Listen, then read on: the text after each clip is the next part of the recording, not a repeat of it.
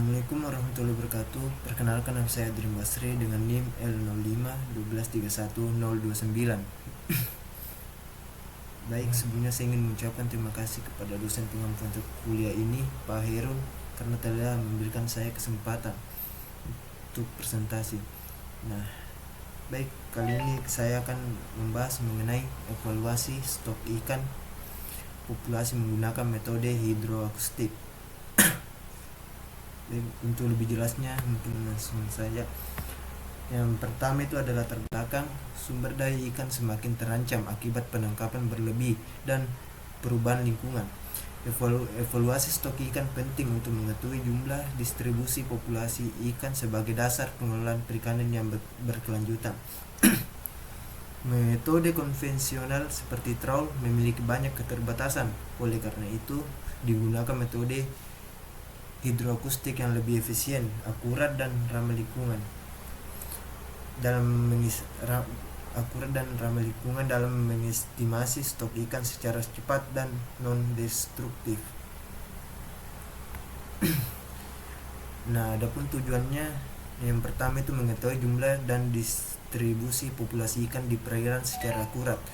Yang kedua, menggambarkan prinsip kerja metode hidroakustik dalam evaluasi stok ikan.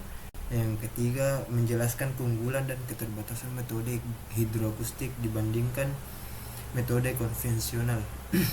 Yang terakhir itu memberikan dasar ilmiah untuk pengambilan keputusan dalam pengelolaan perikanan yang berkelanjutan. Nah, berikutnya ada prinsip kerja. Metode hidroakustik menggunakan transducer untuk mengirimkan gelombang suara ke dalam air. Ketika gelombang mengenai objek seperti ikan, gelombang tersebut dipantulkan kembali sebagai eko. Eko ini ditangkap, kemudian diubah menjadi sinyal digital, lalu dianalisis untuk mengetahui jumlah, ukuran, kedalaman, dan distribusi ikan secara akurat. Nah, adapun keunggulannya itu yang pertama, cepat dan efisien. Mengumpulkan data dalam waktu singkat, cocok untuk survei skala besar. Yang kedua itu akurasi tinggi, mampu mendeteksi jumlah, ukuran, dan posisi ikan secara tepat. Nah, yang ketiga itu non destruktif, tidak menangkap atau mengganggu habitat ikan, ramah lingkungan. Keempat, bisa menggunakan siang dan malam, tidak tergantung pencahayaan alami karena menggunakan gelombang suara. Nah, yang kelima itu menjangkau area luas, efektif digunakan di laut lepas, danau, hingga perairan dalam. Keterbatasan,